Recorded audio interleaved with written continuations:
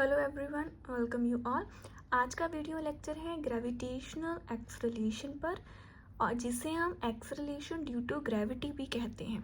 मतलब कि ग्रेविटी की वजह से ऑब्जेक्ट की जो एक्सेलरेशन आती है उसे हम एक्सेलरेशन ड्यू टू ग्रेविटी कहते हैं। तो इसकी स्टेटमेंट है हमारे पास, the uniform acceleration produced in a freely falling object. Freely falling object क्या होता है? वो ऑब्जेक्ट जिसे हम एक हाइट से ड्रॉप कर देते हैं और वो खुद ब खुद फिर अर्थ सरफेस पे या ग्राउंड पर आता है, तो वो होता है फ्रीली फॉलिंग ऑब्जेक्ट। तो उस फ्रीली फॉलिंग जो ऑब्जेक्ट में एक्सेलरेशन प्रोड्यूस होती है वो ग्रेविटी की वजह से प्रोड्यूस होती है। ग्रेविटेशनल जो हमारी फोर्स है अर्थ की, उसकी वजह से प्रोड्यूस होती है। तो उसे हम लिखते हैं due to the gravitational force of the earth, तो उसे हम बोलते हैं acceleration due to the gravity. और इसे हम रिप्रेजेंट करते हैं स्मॉल जी के साथ, ठीक है। और हमें पता है कि जो भी हमारी ग्रेविटेशन में फोर्सेस लगती है वो सभी क्या लगती हैं? सेंटर ऑफ द ऑब्जेक्ट लगती है। तो जो हमारी जो ग्रेविटेशनल फोर्स है वो सेंटर ऑफ द अर्थ से लगती है। क्लियर? तो इसमें हमें जो स्मॉल जी है इसकी वैल्यू को निकालना है। The value of G on the surface of the earth. तो सबसे पहले जो ऑब्जेक्ट है वो अर्थ की तरफ आ रहा है, मतलब अर्थ उसे अपनी तरफ अट्रैक्ट कर रहा है ग्रेविटेशनल फोर्स की वजह से। तो सबसे पहले हम लिखेंगे जो फोर्स है हमारी जो ऑब्जेक्ट पर एक्ट कर रही है उसकी वैल्यू। तो हमारी फोर्स की वैल्यू है F is equal to capital G M E. जो एम ई है ये हमारा M है, और इसके ना लास्ट में पैर में छोटी सी ई है जिसे हम बोलते हैं मास ऑफ अर्थ, के जो अर्थ है उसका मास है। दूसरा जो स्मॉल m है ये हमारे ऑब्जेक्ट का मास है, और ये डिवाइड हो रहा है हमारा r स्क्वायर से। तो जब हमने लॉ ऑफ ग्रेविटेशनल पढ़ा था, यूनिवर्सल ऑफ ग्रेविटेशनल, तो उसमें हमने फोर्स का फॉर्मूला निकाला था। Force is equal to gravitational G capital M small m and distance का स्क्वायर। तब हमारे पास क्या था? तब हमारे पास दो ऑब्जेक्ट्स थे। तो एक ऑब्जेक्ट के मास को हमने m कंसीडर कर लिया था, दूसरे को हमने स्मॉल m कंसीडर कर लिया था कि कोई कंफ्यूजन ना हो। तो एक को बड़ा और एक को छोटा m हमने मान लिया था। तो जो अब हम स्टडी कर रहे हैं, जब अब इस वाली डेरिवेशन में हमारे पास क्या है? हमारे पास एक जो है वो अर्थ है, दूसरा है हमारे पास ऑब्जेक्ट।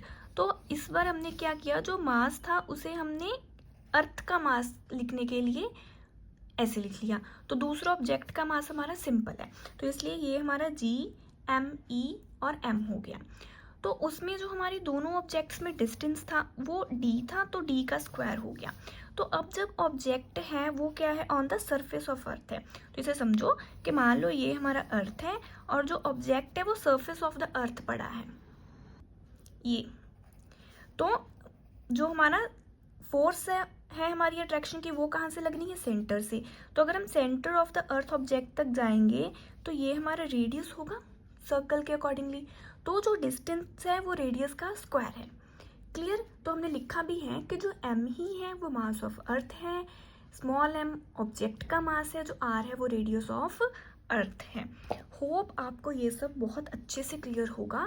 नेक्स्ट अब है हमारे पास कि अब जो ऑब्जेक्ट है वो अर्थ की तरफ आ रहा है, तो उसकी जो एक्सेलरेशन है ना वो ड्यू टू ग्रेविटी है। तो जो एक्सेलरेशन है ग्रेविटी की वजह से उसे हम बोलते हैं G, ठीक है। तो अब हमें पता है कि जो हमारी फोर्स होती है, फोर्स क्या होती है? मास इनटू एक्सेलरेशन, के ऑब्जेक्ट का कितना मास है और उसकी एक्सेलरेशन, इन दोनों का प्रोडक्ट होता है हमारा फोर्स। लेकिन अब हम पढ़ रहे हैं कि जो हमारी एक्सेलरेशन है ना वो ड्यू टू ग्रेविटी है, मतलब वो ग्रेविटी की वजह से है, और उससे हम रिप्रेजेंट कर रहे हैं G से। तो हमारा फोर्स का फॉर्मूला होगा फोर्स इनटू मास। ऑब्जेक्ट का मास तो m ही है, एक्सेलरेशन है G, तो फॉर्मूला होगा force is equal to mg। Clear? तो हम लिखेंगे देन फोर्स जो हमारी होगी वो होगी force is equal to m into g. इसे हम आ करेंगे क्वेश्चन नंबर 1, इसे हम आ करेंगे क्वेश्चन नंबर 2। तो इक्वेशन 1 में भी हमने फोर्स की वैल्यू लिखी है, इक्वेशन 2 में भी हमने फोर्स की ही वैल्यू लिखी है।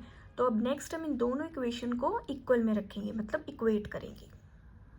तो हमने लिखा इक्वेटिंग इक्वेशन 1 एंड 2, दोनों इक्वेशन को हमने इक्वल में रखा। तो हमारा जो ऑब्जेक्ट का मास है वो आपस में हो जाएगा कट, और हमारी जो G है उसकी वैल्यू आ जाएगी capital G mass of earth divided by radius का स्क्वायर। तो ये वैल्यू आएगी हमारा, मतलब फॉर्मूला आएगा ये हमारा acceleration due to gravity small g का। तो हमें स्मॉल जी की वैल्यू निकालनी है। तो सबसे पहले हम capital G, mass of earth और रेडियस, हम तीनों की वैल्यूज़ को लिख लेंगे और इन्हें इस इक्वेशन में पुट कर देंगे। पुट करने के बाद जब हम इन्हें कैलकुलेट करेंगे तो हमारी जो एक्सेलरेशन ड्यू टू ग्रेविटी है स्मॉल जी, उसकी वैल्यू आएगी 9.8 और इसके यूनिट होंगे मीटर पर सेकेंड स्क्वायर, सेम जो एक्सेलरेशन के होते हैं, क्योंकि ये भी हमारी एक एक्सेलरेशन ही है। तो आज की जो वीडियो है यहीं पे ख़त्म होती है। होप आपको ये सारी डेरिवेशन और कैलकुलेशन इजीली समझ आई होगी। अगर आप मेरे चैनल पर पहली बार आए हैं तो चैनल को सब्सक्राइब कर लेना। Thanks for watching.